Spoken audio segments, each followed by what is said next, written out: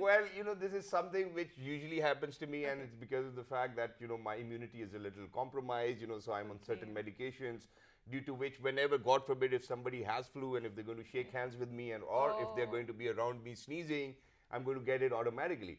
But that's not the only problem. The problem is that imagine that the weather is very confusing these days. You certainly at one point feel a little warmer or hotter, and then one point you're feeling all of a sudden a little colder. That's true. And then you're like, okay, what do I decide? Do I turn off the fan? Do I turn off the air conditioner? Or do I keep it on?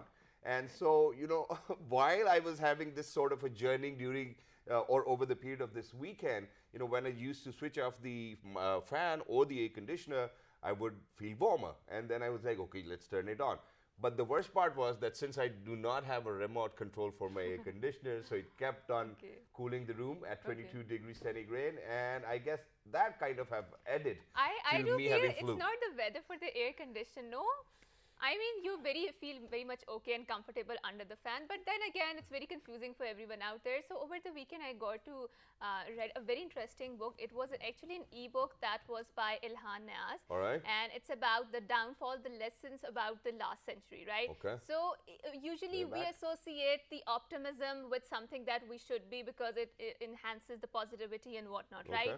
And pessimism with something which has myopic feeling or negativity which we shouldn't aspire to. True. But he reconstructed this dichotomy and he said that we should be more about the wise pessimism because the very foolish sort of optimism has led us to the places that we are now at this point in the world. So he talks about how Nazi Germany was about dealing with this sort of a foolish optimism that their nation is going to conquer the entire Europe and whatnot. So they had a very optimistic sort of future, and this led to such horrible world wars and whatnot. Yeah. And then he says that after the World War II, there was 60s, 70s, and 80s where there were a blooming economic wealth and whatnot, and the global elites of the North believe that because the top 1 or 10%, their lives are getting better.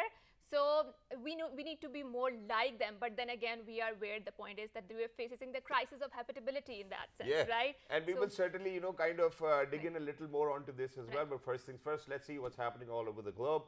Top stories coming up. Let's see.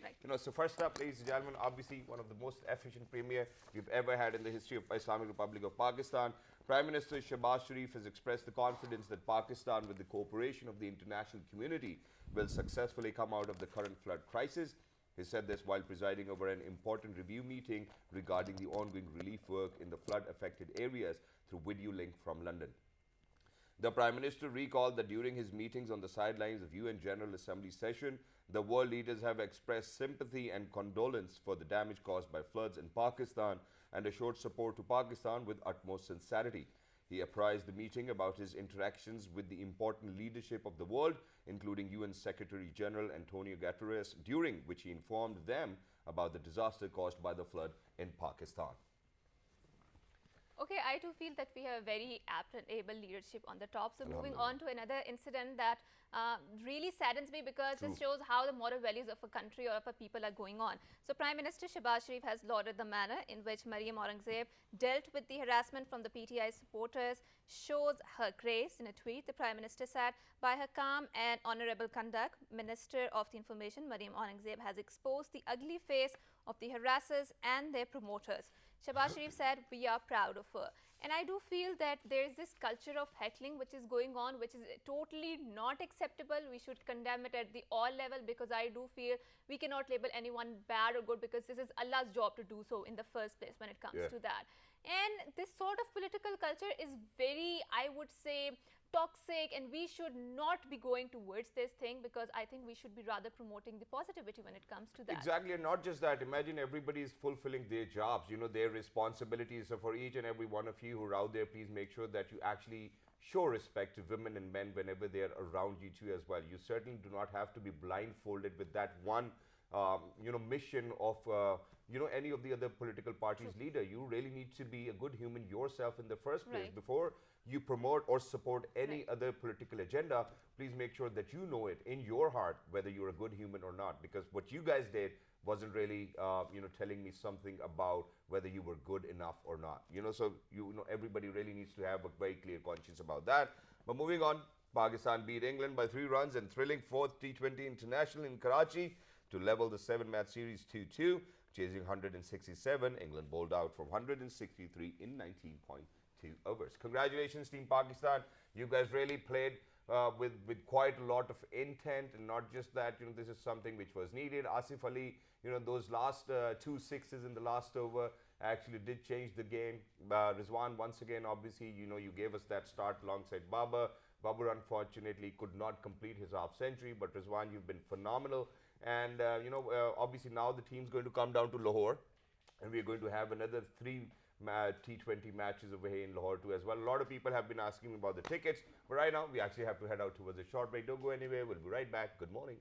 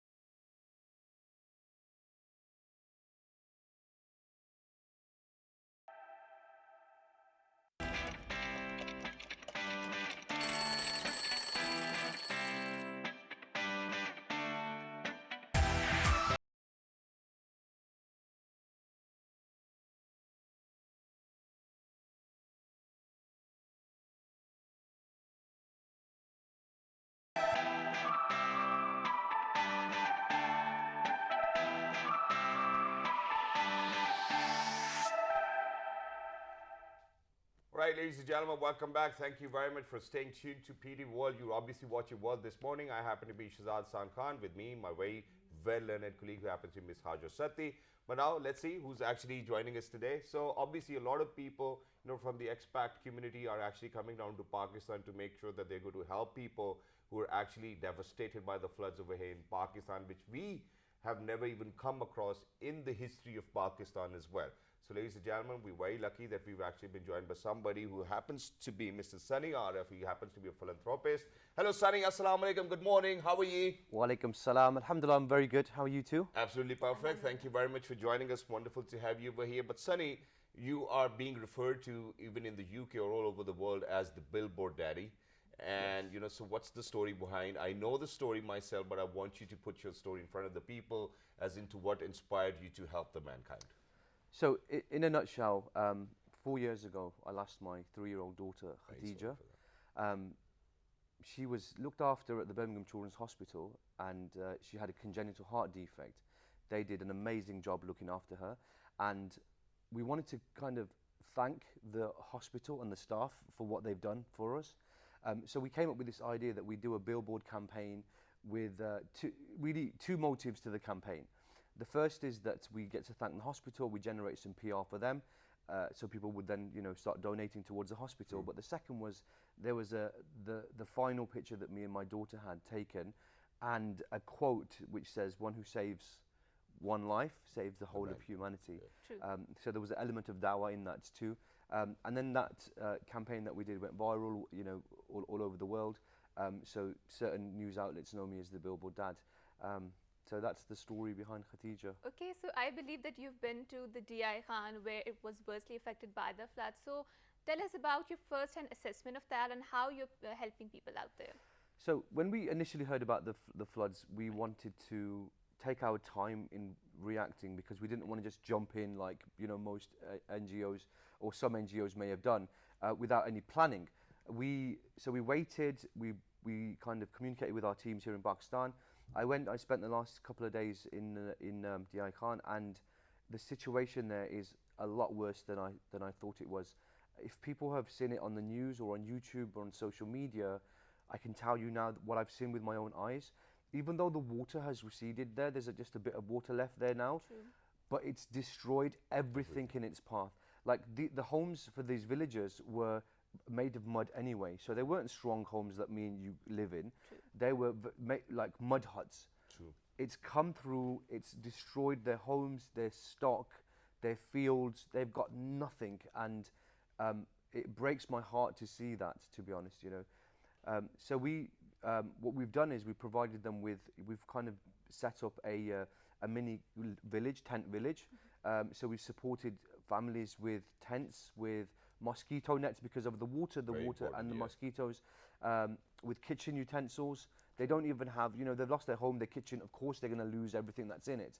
And with sanitary packs, you know, like things that we take for granted, basic things, nappies, sanitary products for ladies, you know, toothpaste, toothbrush, and then emergency food items like flour, oil, and all this stuff. And we're even sharing the pictures too as well. So, you know, if you can kind of comment on that, whether, how was it when people received all of that aid you had to offer to them?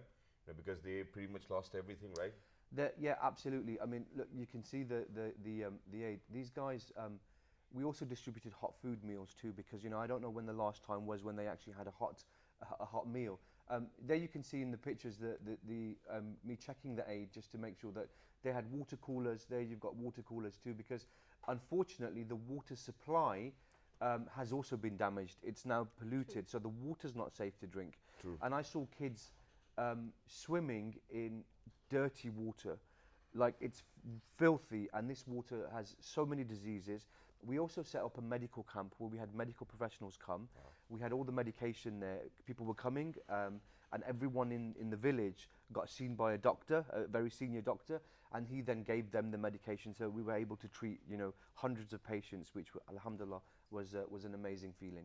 So adding to this conversation, and I would totally echo what you have said, and when we went there and I saw that Shahzad, the muddy houses, they were all destroyed, and that area represented the look of some, you know, ancient ruined city like Mohenjo-daro or Harappa. That sort of devastation the floods have wreaked havoc there, right? So what sort of the challenges did you face there? I wanted to hear your story about that. So, I mean, for me personally, first of all, the heat. I mean, look, it's so hot there, and I really struggled. You know, we were sweating buckets, but I'm told that this is not even like the you know, the actual hot. heat. Yeah, absolutely. So I was thinking to myself that look how hot it is. So I mean, look, we've got an amazing team that we work with. I've got partners. They're called Jigsaw Charity from the UK.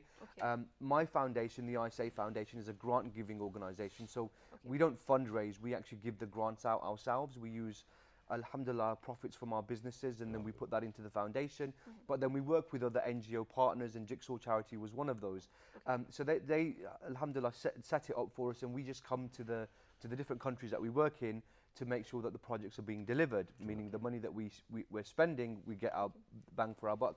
The heat was, you know, just mental. Some of the language barriers that I had, even though alhamdulillah I can speak Urdu, but they speak a different dialect there, and so that was fine. But ultimately, for me, I think the biggest challenge is heat. Now, the phase that we're going to struggle with is the rebuilding. Exactly, and that's exactly something which I wanted to talk about, because, you know, for all of those organizations working on the ground, providing them with nets, you know, clean drinking water, you know, culinary or cutlery, you know, all of that stuff, that's important, you know, for their day-to-day existence.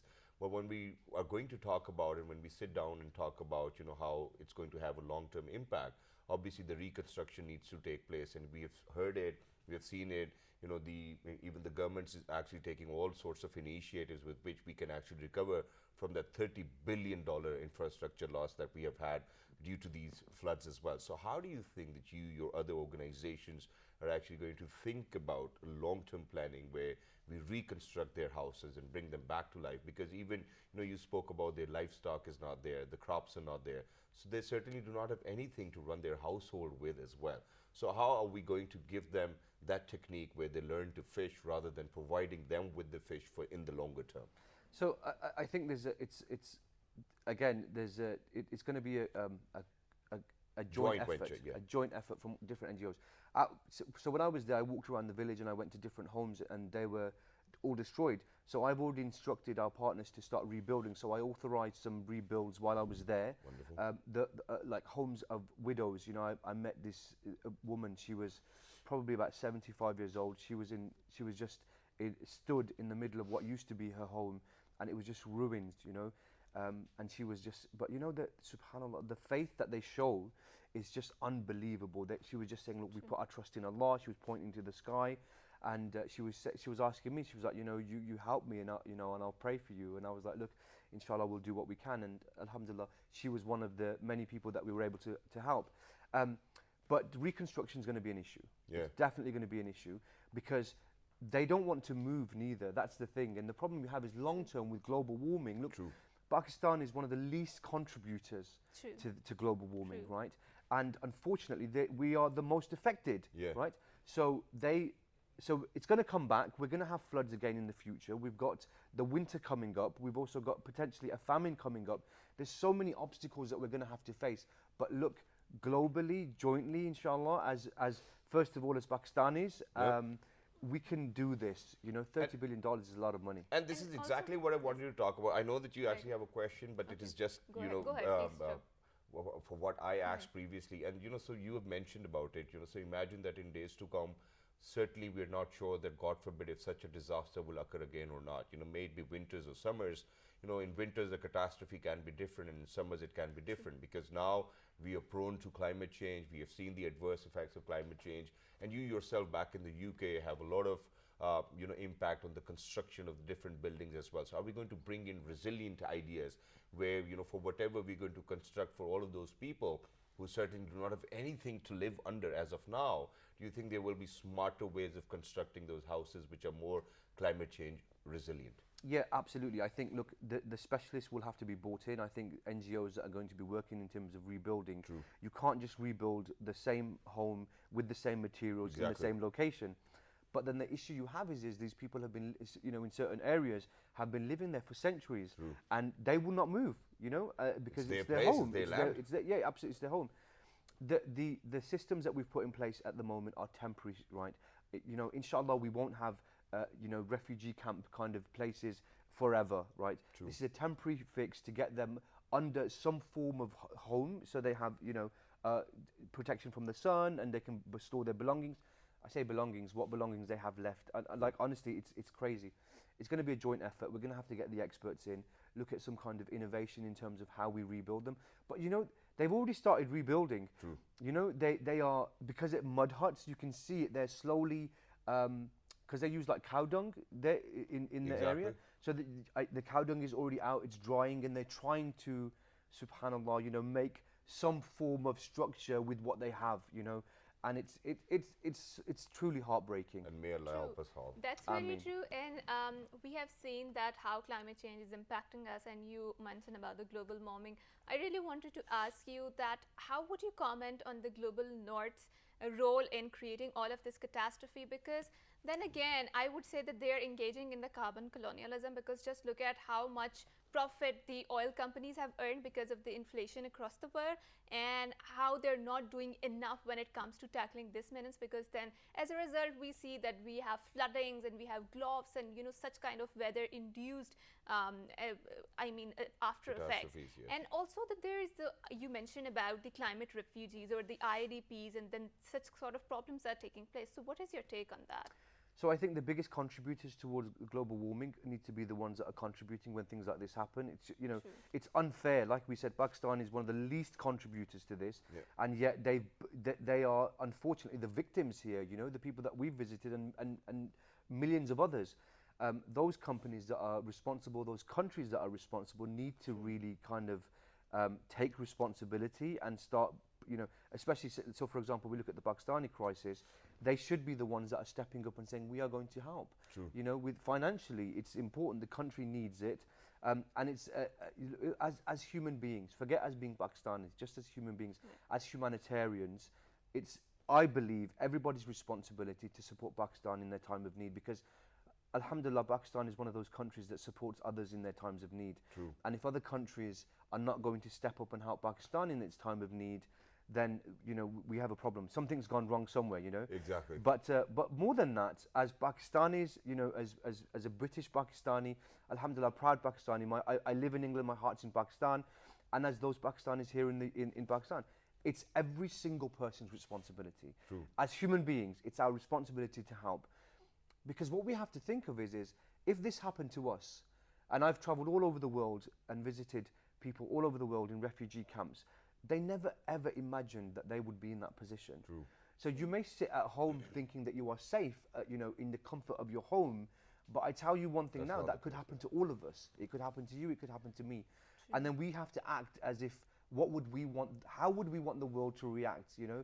It's our response, it's our moral responsibility. Exactly, and it, you certainly can never be sure. Each and every one of us are vulnerable, so we never know, when, God forbid, anything can go wrong.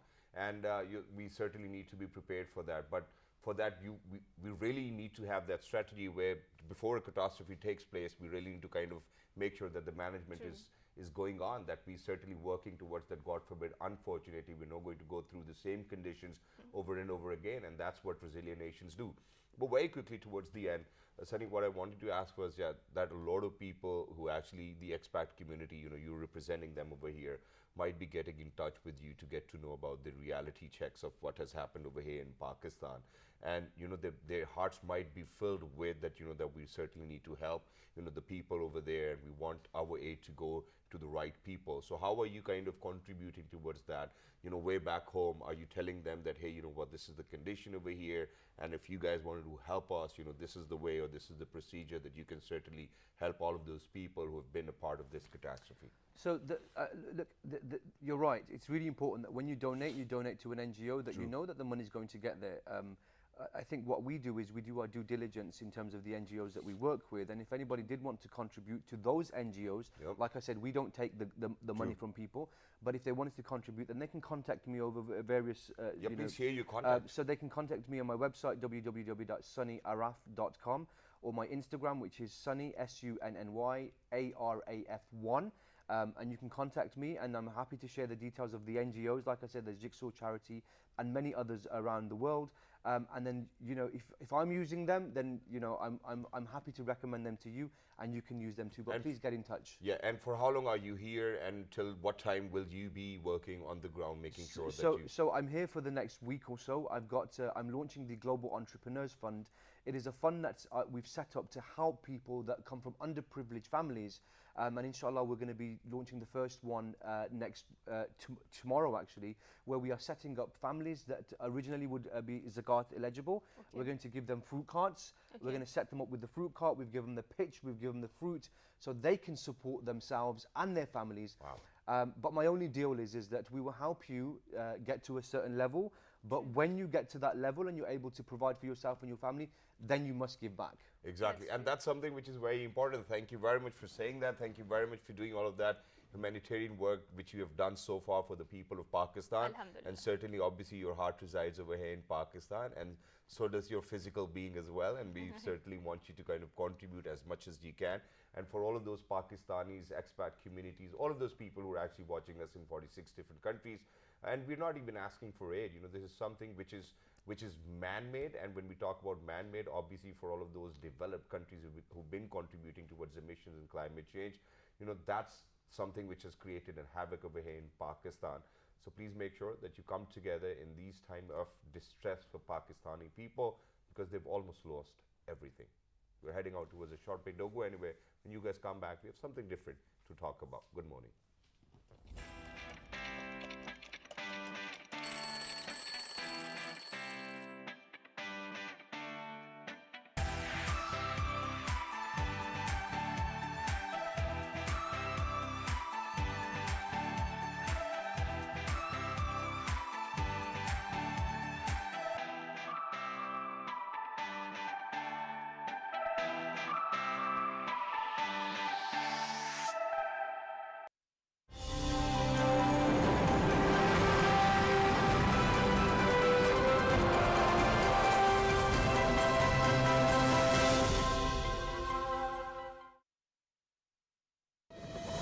हालिया बारिशों ने मुल्क में 30 साला record तोड़ दिया है और अब तक लाखों अफराद सैलाब से मुतासिर हो चुके हैं। ये मासूम बच्चे, ये बेबस बहनें, ये भाई और ये बुजुर्ग आपकी फराख दिलाना इमदाद के मुंतजिर हैं। वजीर आजम पाकिस्तान मोहम्मद शहबाज शरीफ के सैलाब जदगान के लिए माली इमदाद की अपील। आप भी स्पेशल अकाउंट G12164 में दिल खोलकर इमदाद दें और अपने हमवतनों के जख्मों पर मरहम रखें। बैरून मुल्क मुकीम Pakistani wire transfer, money service bureau, money transfer operators और एक्सचेंज हाउसेस के जरिए अतियात भिजवा सकते हैं। अंदरून मुल्क कमर्शियल बैंकों में भी नकद अतियात जमा करवाए जा सकते हैं।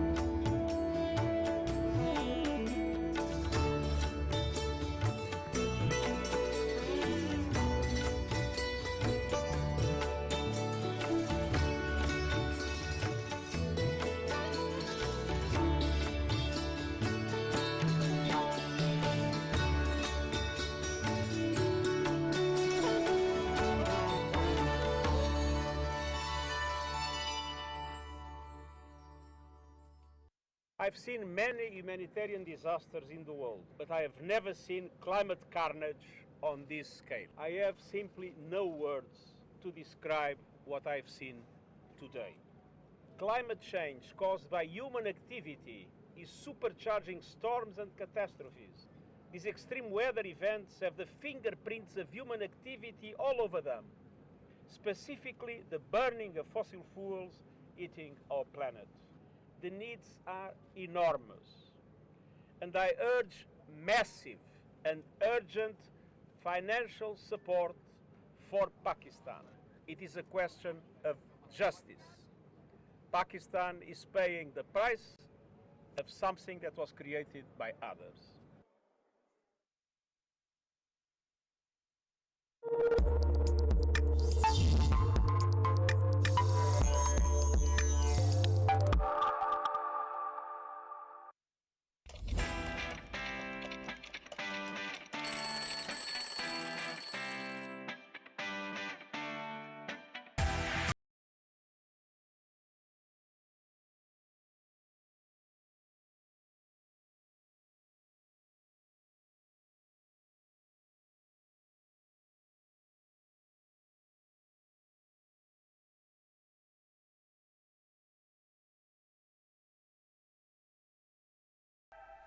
Welcome back, and I'm going to share some fun facts about the Pakistan. So, Shahzad, you might know about this, that the Gautam Buddha, whose statue is there in the Peshawar, is one of the oldest statue which has been unveiled, and it has a potential of the religious tourism from across the China, South Korea, from all of these Buddhist and monkish countries, right? And also, when you come towards this Panja Sharif, there is this very holy water which Sikh regard. Yep. Yes, Panja Sharif actually. So, and Sikhs regard them as the sort of their Abe Zamzam, because it is sort of a very holy water. So, Pakistan has a lot of tourism potential, and when it comes to the religious tourism, definitely our country holds out, and it stands out when it comes to that.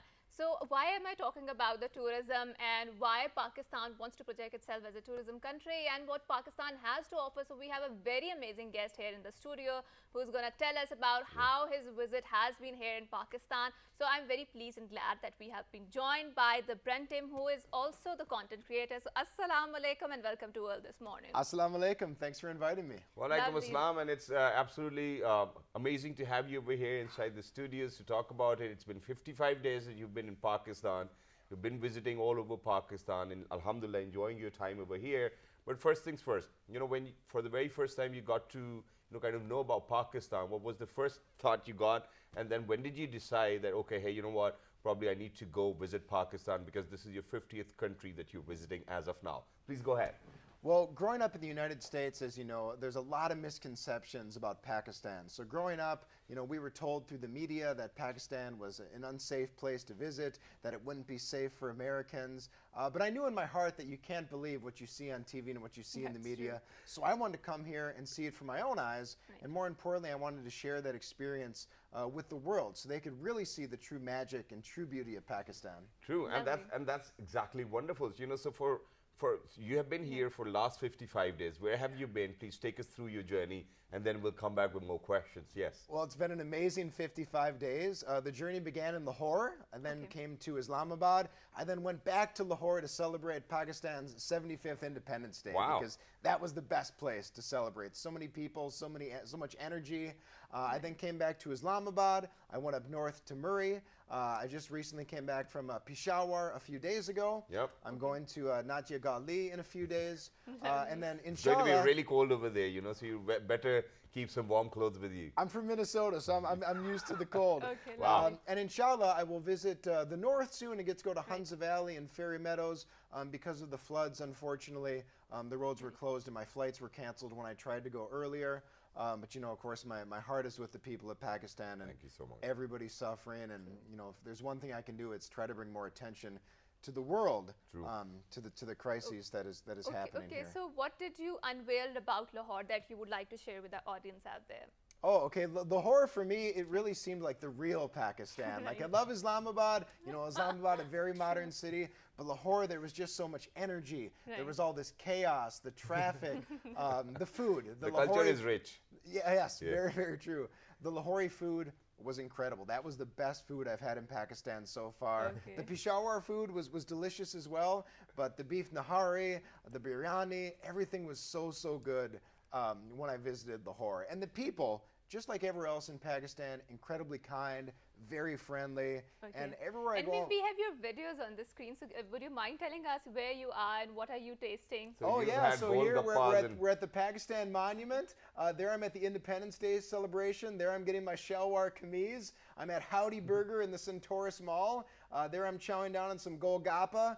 There's where I did a pizza challenge. I ate cheesiest pizza, one of my favorite pizzas here. Yeah. That's the beef nahari. That was me meeting friends at the Badshahai Mosque. That's me on Haveli Rooftop Restaurant. There's me again on Independence Day. That's me eating cheese paratha. And as you can see, I'm just meeting so many incredible people every single place I go. And tikka and boti and mutton and shalwar Yes. kameez. So you've pretty much done everything right now, yeah? Well, pretty much everything, but my followers tell me that I have to go to Karachi and eat the biryani because they say that's the best in all of Yeah. Pakistan. I mean, obviously, Super you know, spicy too, right? No, it's not really spicy, but you know, in Karachi you really get the real essence of biryani because you know when you come down to Lahore or Islamabad, it's more of palau. You know, it's not biryani. So biryani is really supposed to have some turmeric in it, you know, all of those masalas, and you know, when you eat it, obviously you really need to feel that essence, and that essence is alive in Karachi only when we talk about biryani.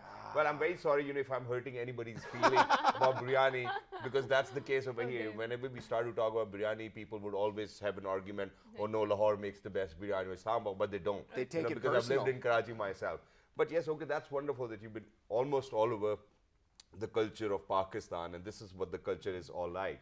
But now let's talk about, you know, where you've been planning to go towards the north, because when we talk about the north, obviously that's the most beautiful place in the entire world, and not just that, but it is budget friendly. You know, because God forbid people want to travel to Switzerland, and you know, it's not really budget friendly at all.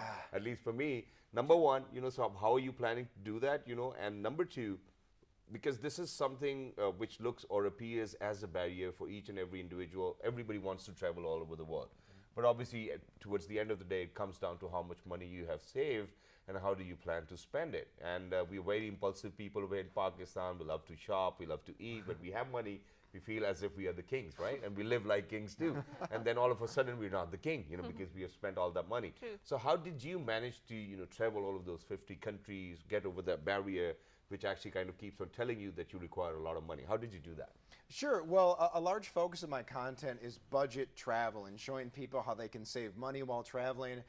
There's a big misconception that travel is expensive, and it really doesn't have to be if you do it the right way. Pakistan especially is a place that's very inexpensive for travelers from all over the world, but I do make it clear in all my videos that there are so many people here that are suffering. You know, there's a significant economic downturn right now. So while it may seem cheap for people like me from the West, the prices here certainly aren't cheap for the local Pakistani people. But prior to traveling the world full time and becoming a content creator, I had a career in scientific sales, acting, and some voiceover work for most of my post-university life. So I knew that I wanted to travel the world and create content that would inspire more than anything. So I saved up a lot of money in that time and figured, okay, if this doesn't work out, then I'll go back to what real life was. And you started to create, you know, so once, you know, when somebody starts to create content, when they generate a lot of following, which you did, obviously, you know, so obviously YouTube starts to pay for whatever you're doing, right? So are you in that phase of your life where YouTube actually looks after quite a lot of your bills? It's certainly not paying the bills. Full disclosure, complete honesty. You know, so many young people here, so many kids come up to me, they ask me how they can make money. And just like any other career, it takes a lot of time. It takes a lot of consistency, work, and dedication. I'm certainly not where I want to be from a financial sense from social media. But I know it will come, inshallah. It's a matter of putting the work in, building up the following, and if you do good work, you know, good things will come. So you are primarily from the American culture, right? And then you have explored Pakistani culture. So how would you contrast and compare the two cultures? And is there any resemblance within the cultures? You know, there's let's be direct. The food here is phenomenal. The Mazadar food here in Pakistan. It's some of the best food in the world. And, I love my country. I love the United States. Okay. The people here in Pakistan are some of the most kind and generous people I've ever met anywhere in the world. Every time I walk into a restaurant, people are buying me food. They're buying me a cup of chai. They're offering me to sit with them. Everyone here is so outgoing. Yep. No one's shy. Everybody approaches me. They have questions. It's an overwhelming feeling of love from all the people in Pakistan. Thank you very much, and you will certainly continue to experience that as far as you're in Pakistan, and we would want you to come back over and over again and have wonderful stay meanwhile you're here. But just one last question, that is that, for the last time when I visited USA, the chai over there tasted very different, and the tea over here is very different, right? Do you agree to that? It's so incredibly different. So do you think that it's tastier over here, or do you think that it's tastier over there? Oh, it's light years tastier over here. In the United States, they make it in a plastic Yeah, it's bag. very different, right? Yeah, it's a very powder. different. Well, thank you very much, Brent, for joining us. It was wonderful to be in conversation with you. If you want to say anything to people out there, please go ahead, look into the camera, say whatever you feel like. Absolutely. First, just let me say thank you to the people of Pakistan for being so incredibly kind and so nice to me. This has been one of the most incredible experiences of my life. And if you're not from Pakistan and you're watching it, I implore you, please come here. Please see it for yourself. Meet the people. Try the food. Don't believe the things they're telling you in the media. Don't believe what you read in the newspaper. Come here, see it, live it, and really love it. Thank you very much, Brent. Thank you very much for coming down to Pakistan. And yes, obviously, we will continue to serve you with our hospitality. For everybody who's out there, time's up for today. Obviously, we're going to see you tomorrow. Is there anything you want to say? I think it's just we are short of the time. So until next time, it's a good boy and good morning. Good morning.